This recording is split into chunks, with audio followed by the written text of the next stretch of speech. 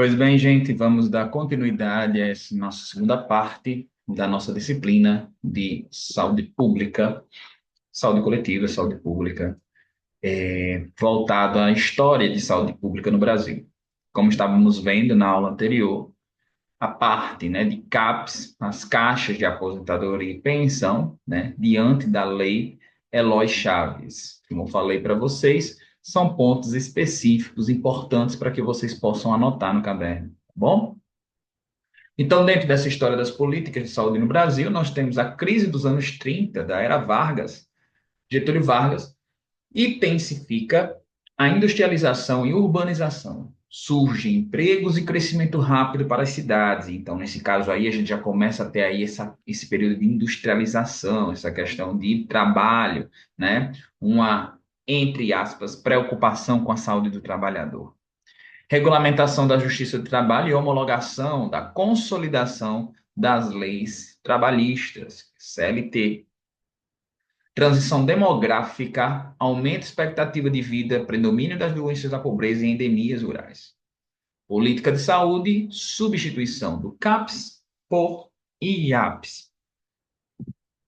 É só entendermos sobre o Instituto, né, de Aposentadoria e Pensão, que agora não são mais organizados por empresas, relacionados e financiados pelas empresas e empregados. Eu já tenho agora uma organização por categorias: marítimos, comerciários, bancários, transporte e cargas, servidores do Estado. Esse financiamento, ele não é mais apenas do empregado e empregadores. Eu já tenho agora um terceiro ente, que é justamente o Estado. Então, gerência indicado pelo Estado, benefícios, aposentadoria, pensão e assistência médica. De uma forma mais objetiva, diferença de CAPS para IAPS, a partir do momento que a gente tinha CAPS, as CAPs eram organizadas pelas empresas. Então, se eu tinha uma empresa de supermercado X e outra empresa de supermercado Y, eu tenho ali duas caixas de aposentadoria e pensão de forma independente, porque era vista por cada empresa. A partir do momento que se torna um instituto de aposentadoria e pensão, já não é mais pelas empresas. Os próprios trabalhadores eles se organizavam em categorias. Então, se eu tenho várias categorias, vários funcionários ali naquela empresa, eles são organizados agora por categorias independente das empresas. Então, já não tenho mais três entes para o financiamento. Eu já tenho agora dois entes para o financiamento. Eu já tenho agora três entes para o financiamento: Estado, empregado e empregadores, tá? E quem é que gerenciava, né? No caso indicado, pelo Estado.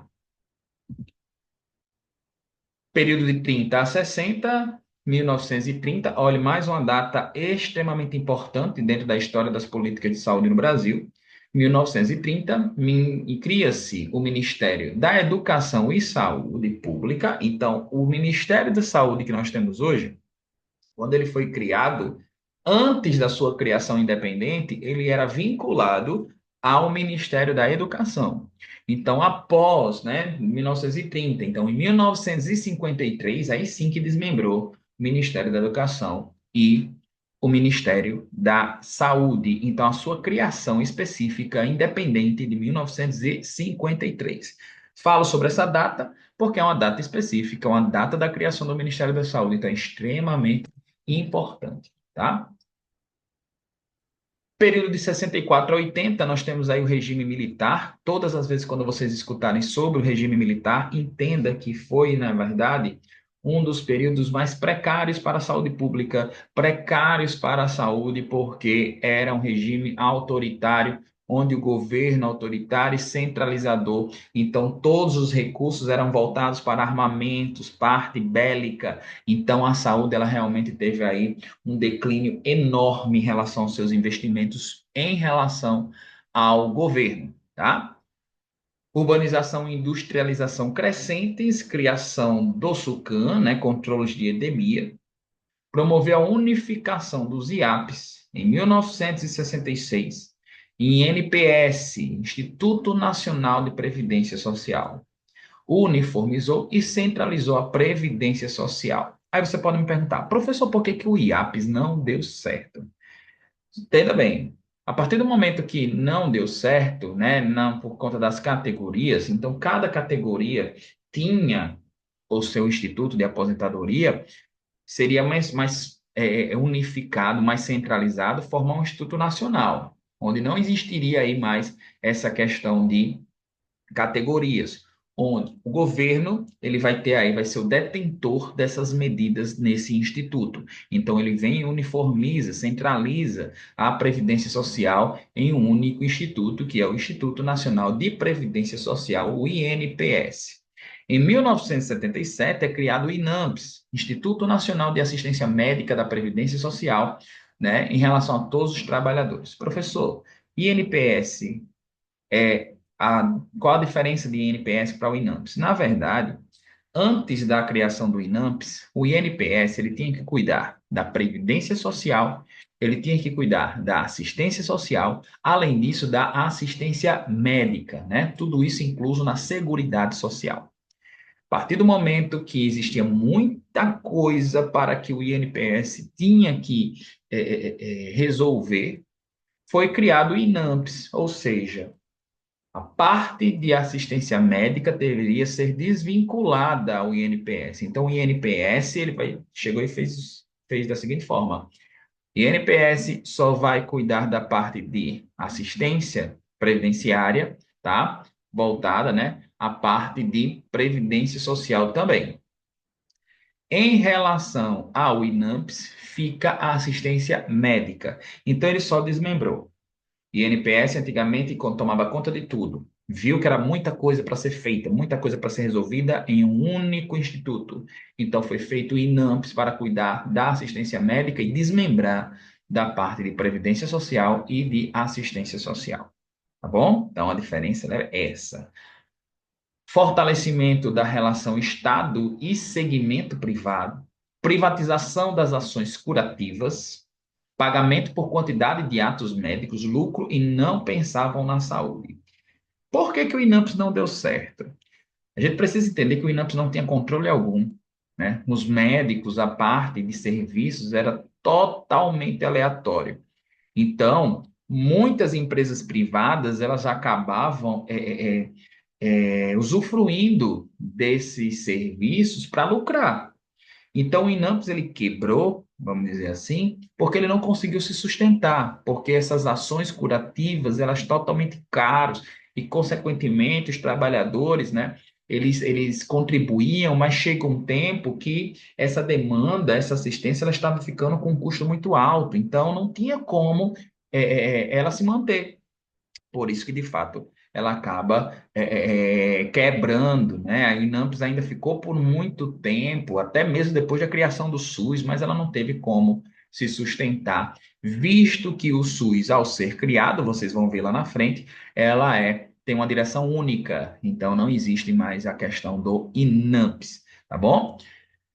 1978, né, existiu aí a Conferência Internacional lá de Alma-Ata, também importante marco dentro dessa história da saúde pública no Brasil, que fala, né, sobre os serviços primários, a atenção primária à saúde. Então, essa conferência, ela teve total influência na mudança do modelo no Brasil a nível de saúde, né, o pensamento de saúde, trazer uma saúde mais ampla, trazer uma saúde que tenha como característica promoção à saúde, prevenção à saúde, essa atenção primária, onde seja um serviço que tenha a inclusão ao invés da exclusão de pessoas. Então, essa conferência, ela começou como pontapé em cima de uma reforma sanitária aqui no Brasil. No Brasil, algumas experiências contribuíram para a aplicação do modelo de saúde sugerido em Alma-Ata e significaram os primeiros passos para a reforma sanitária. Então, a Alma-Ata tem a ver como o início, o pontapé de uma reforma sanitária, tá? Período de 80 a 88, aí a gente já tem já o final, né, dessa parte de mudança do nosso modelo de saúde pública. A gente já tem aí, né, já os primeiros passos para o início dessa reforma, já o primeiro surgimento sobre o Sistema Único de Saúde neste período, fim do regime militar. Movimento da Reforma Sanitária organiza a 8ª Conferência Nacional de Saúde. Então, você que está estudando, anote aí no seu caderno. A 8ª Conferência Nacional de Saúde, que houve, né, em 1986. Por que que ela é importante? Porque foi a primeira conferência que quis ouvir a população. Foi a primeira conferência que teve a participação da sociedade. Então, professor, mas as outras conferências não foram importantes?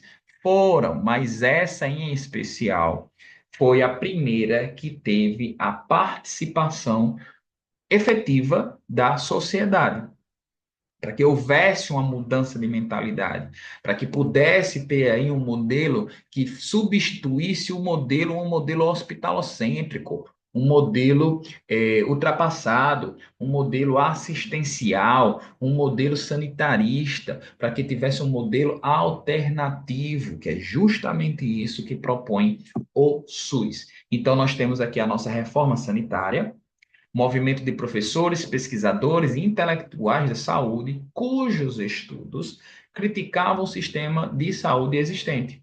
Então, começa-se essa indagação, né, esse movimento voltado à mudança de um sistema de saúde que excluía pessoas. A proposta da reforma sanitária, reconhecimento do direito universal à saúde, criação de um sistema único de saúde, participação popular, para que haja o controle social, né? Lá na frente existem os conselhos de saúde para ter essa força do controle social e responsabilização do Estado pela administração desse sistema. Então, a reforma sanitária tinha essas propostas: trazer a população para mais perto, com um controle social, que vai se concretizar nos conselhos de saúde, essa responsabilização do Estado, onde na Constituição nós iremos ver que a saúde é um direito de todos e dever do Estado, ou seja, o dever do Estado em propor esses meios para a obtenção da saúde, né, pela administração e responsabilização do Estado pela administração desse sistema. Então, a tão famosa 8ª Conferência Nacional de Saúde, em 1986, outra data que eu preciso decorar, outra data de suma importância, 1986. Aí sim, algumas provas, seja de concurso, seja de escola técnica, ela traz essa data em especial, até para que você confunda, colocando 1988, 1990, 1986. São datas que basicamente caem muito nas provas sobre marcos importantes. Então, eu preciso entender que 1986 é a da conferência, 8ª Conferência Nacional de Saúde. Um marco que teve como objetivo discutir a reforma sanitária a ser implantada pelo governo. O relatório dessa conferência trouxe em seu texto a saúde como um direito de todo cidadão a ser garantido por quem? Pelo Estado. Só uma lembrança que lá na Constituição Federal de 1988, que vai ter, né, após 1986, vai haver a conferência, a instituição, né, no caso, voltada à Constituição Federal. Então, vou ter aí situação onde está lá bem descrito que a parte do direito, né, do cidadão e dever do Estado, mas que não isenta a população para que ela também tenha saúde, tá? Em seu sentido mais abrangente, a saúde é o resultado das condições de alimentação, habitação, educação, renda, meio ambiente, trabalho, transporte, emprego, lazer, liberdade, acesso e posse de terra e acesso aos serviços de saúde. Preste atenção nesse enunciado que nós vimos lá no início da disciplina, quando a gente falou sobre um conceito amplo de saúde. Então, quando eu digo, né, que a saúde é o resultado das condições de alimentação, habitação, educação, renda, meio ambiente, trabalho, transporte, emprego, olha aí os fatores que interferem na saúde. Saúde proposta lá pela OMS, aquele equilíbrio de fatores para que eu tenha saúde. Em 1987, um ano após a oitava Conferência Nacional de Saúde, nós tivemos a criação do SUDES, tá? Sistema Unificado e Descentralizado de Saúde. O SUDES foi basicamente um projeto do SUS, tá? Ele já tinha uma ideologia voltada ao Sistema Único de Saúde. Transferência do INAMPS para o Estado e municípios, tá? Que culminou em sua extinção. Estratégia ponte para a instalação do SUS. Apresentava certos avanços organizativos, superava a compra de serviço ao setor privado. Criam-se os conselhos estaduais e municipais de saúde. Descentralização, né? Estadualização, poder político aos estados. A gente vai ver lá na frente que o SUS ele vai ter uma prerrogativa muito grande relacionada à municipalização, não o estado, e sim os municípios, tá bom? Tudo que era antigo, INAMPS, passa a ser Secretaria Estadual de Saúde. Os investimentos começaram a ser direcionados ao setor público e não mais ao setor privado. Lembrando que esse setor privado, né, ele tinha um lucro enorme, por isso que o INAMPS não deu certo, por isso que o INAMPS quebrou. 1980, o público absorvia apenas 28,7%, 1987, o público absorveu com 54,1%. 1988, aí sim eu tenho a Constituição Federal, eu tenho aí, né, uma situação onde o surgimento, o nascimento do Sistema Único de Saúde, onde ele foi institucionalizado. Professor, mas o SUS ele não foi criado lá em 1990? O SUS ele foi regulamentado em 1990 através das leis orgânicas 8.080 e 8.142. Porém, a sua criação, né, a sua institucionalização ocorreu em 1988, tá bom? Então, na Constituição de 1988, saúde como direito de todos e dever do Estado, ampliação do conceito de saúde, criação do SUS. Mais uma data, dentre aquelas que eu falei para vocês, que é extremamente importante para entendermos saúde pública, quando o SUS foi criado, 1988, onde ele entra na Constituição como saúde, direito de todos e dever do Estado. Então, quando a gente fala em saúde dentro da Constituição, a gente precisa se deter em alguns artigos. Que artigos são esses? Isso é para você aprender. Do 196 ao artigo 200, tá bom? Do 196 ao 200, na Constituição Federal de 88, está bem descrito a parte da saúde. A gente pode entender aí, né, tanto o artigo 194, 195, voltado aí para a parte da Seguridade Social, que também é importante a gente ter essa menção desses artigos voltados à Seguridade Social, que a Seguridade Social, né, traz como grupos a assistência, né, voltada à Previdência Social, a parte da assistência médica e assistência social, né, fazem parte da Seguridade Social, mas aquelas que são voltadas estritamente à parte de saúde, 196 ao 200, tá bom? Então, tenho aqui lá no artigo 196 da Constituição, a saúde e direito de todos e dever do Estado, garantindo, mediante políticas sociais e econômicas, que visem a redução do risco de doenças e de outros agravos, garantindo um acesso universal e igualitário às ações de promoção, proteção, recuperação e reabilitação. Então, ele fala aí sobre um dos principais princípios do SUS, a universalidade, tá? O artigo 197, são de relevância pública as ações de serviços de saúde, cabendo ao poder público dispor, nos termos da lei, sobre sua regulamentação, fiscalização e controle. devendo sua execução ser feita diretamente por terceiros. Artigo 198 traz, né, de fato, os outros princípios do SUS. As ações e serviços públicos de saúde integram a rede regionalizada e hierarquizada. Então, como é que o SUS ele se comporta? Como é que o SUS ele se organiza de forma regionalizada e hierarquizada e constitui um sistema único, organizado de acordo com as seguintes diretrizes. Então, vamos aqui nas diretrizes no capítulo da saúde que fala lá no artigo 198. Descentralização com direção única em cada esfera de governo. O que isso significa isso, professor? Que os municípios, ele tem um gestor. O gestor, secretário municipal.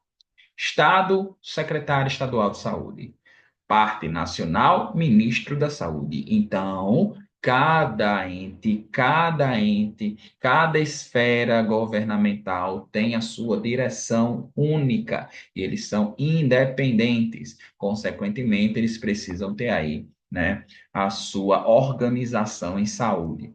Atendimento integral com prioridade para as atividades preventivas, sem prejuízo dos serviços assistenciais. Então, se eu tenho um atendimento integral, eu preciso ter ali, né, uma prioridade para as atividades preventivas. Antigamente, lá no modelo hospitalocêntrico, a gente tinha uma prioridade na assistência apenas, e não se preocupava com a parte preventiva, não se preocupava com a parte da promoção à saúde. Já no modelo voltado a um atendimento integral proposto pelo SUS, eu tenho aí, né, uma situação com a prioridade mais preventiva. Participação da comunidade, a participação da comunidade ela vem muito em vista do controle social, ou seja, a comunidade ela tem papel importantíssimo no SUS, tá? Como o setor privado participa do SUS? Onde é que eu vou ver isso? Lá no artigo 199, que diz que a assistência à saúde é livre à iniciativa privada. Quando as unidades públicas de saúde não forem suficientes para garantir o atendimento às pessoas de uma determinada área, então a gente fala que ela é de forma complementar, não é suplementar, complementar, por meio de contratos ou convênios, seguindo os princípios e diretrizes do SUS. Então, eu preciso, né, ter um contrato, um convênio com a empresa privada naquele serviço que está faltando. Ou seja, dentro de um município, dentro de uma região de saúde, por exemplo, que a gente vai ver lá na frente, uma região de saúde, ela pode estar faltando um serviço de nefrologia.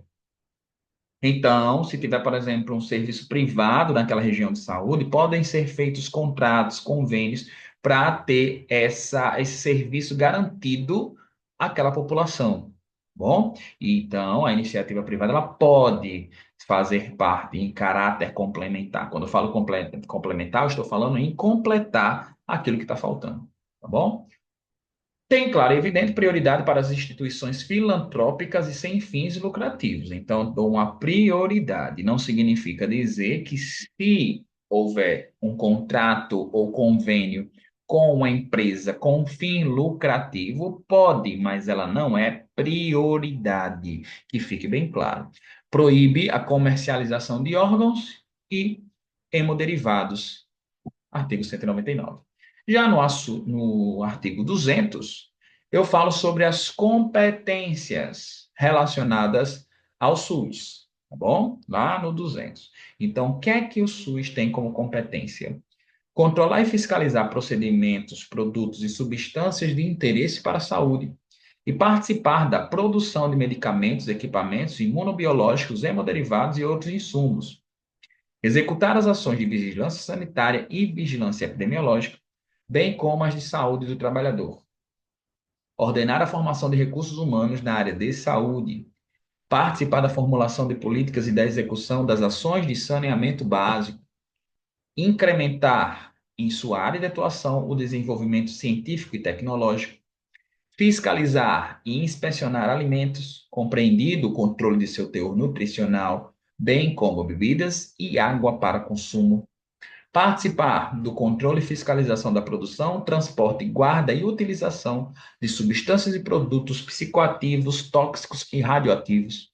colaborar na proteção do meio ambiente, nele compreendido o trabalho. Então, aqui são algumas competências que existem em relação ao SUS, para que você perceba o quanto que o SUS ele não é apenas a parte promocional, de prevenção, ou até mesmo da assistência.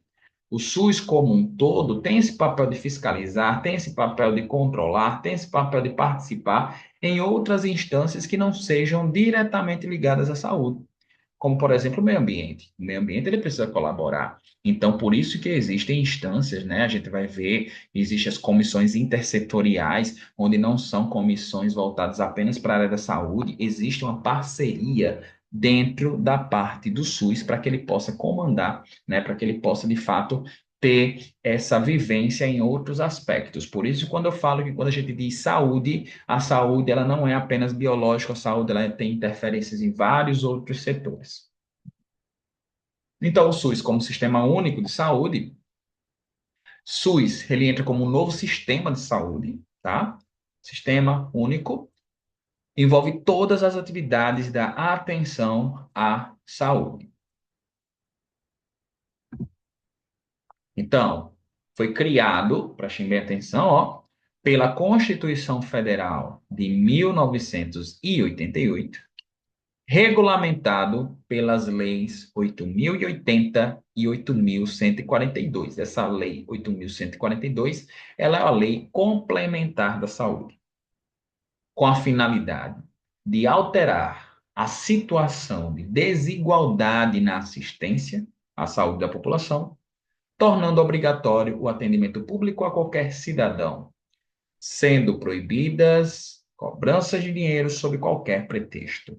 Lembrando que se eu quero saber sobre SUS, se eu quero ter um entendimento básico sobre o Sistema Único de Saúde, a lei que você deve ler é de forma integral. É justamente a Lei 8.080, que até os dias de hoje ela vem sofrendo atualizações, que na verdade as atualizações elas são adições nos artigos, mas a Lei 8080 ela é um esqueleto, né, onde eu preciso entender aqueles capítulos, os artigos, falar sobre as competências, sobre financiamento, organização, sobre gestão. Eu lendo a Lei 8080, eu vou ter uma ideia de como esse sistema, de fato, ele deve funcionar no Brasil. Por isso que é uma regra de cabeceira. Se você é estudante da área de saúde, da área de enfermagem, do que quer que seja, esta lei deve ser vista de cima a baixo, como se diz, para que eu possa ter um entendimento. E quando eu estiver estudando a Lei 8080, é de suma importância, no momento que você não entender alguma coisa, você procurar saber o que significa aquilo, o que é que aquele termo ele está querendo te dizer, justamente porque existem termos na lei que podem ter conceitos que sejam desconhecidos. Então, a partir do momento que você lê algo e você não entende, para a tua leitura e vai pesquisar o que significa aquele conceito, né? O que é que a lei está querendo dizer com aquilo, para que você possa ter um entendimento melhor a nível de estudo, para não ficar um estudo empírico, aleatório, onde você não saiba o que significa. Então, para ter uma certa coerência, para ter um fechamento de ideias, né, um elo de ligação, é importante que você saiba o que aqueles conceitos trazidos na lei, ela te oferece. Então, a Lei 8080, para quem acha que SUS é muito difícil, é importante que você leia toda essa lei, a 8.142, claro, porque é complementar, mas tudo que é anexado a ela, né, até os dias de hoje, elas vão estar lá. Basta você ir lá no Google, e lá no próprio Ministério da Saúde, enfim, basta você botar Lei 8080 que ela vai aparecer na íntegra para você, tá? E atualizada. Você vai ver que existem muitas atualizações, como eu falei para vocês. Até em 2024, né, já teve atualização, possivelmente 2025, e assim por diante. Os objetivos do SUS: melhorar a qualidade de atenção à saúde, romper com o passado de descompromisso e irracionalidade técnico-científico, tá? Técnico-administrativo, servir de norte ao trabalho do Ministério da Saúde e das secretarias estaduais e municipais de saúde. Eu tenho aqui, né, um dos princípios relacionados ao SUS, falar sobre universalidade, que é justamente, né, o início do tema da nossa próxima aula. Tá bom? Então, continuem estudando. Qualquer dúvida, vão anotando bem direitinho.